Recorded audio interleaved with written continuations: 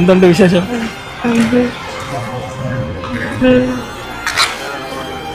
Guys, അവൻ സംസാരിക്കത്തില്ല. അപ്പം ഞാൻ പറയണ എന്താണ്, ഞാൻ പറയണ മനസ്സിലാവും, പക്ഷെ സംസാരിക്കില്ല. എന്നെ കണ്ടോണ്ട് ഓടി വന്നേണോ? അയ്യോ.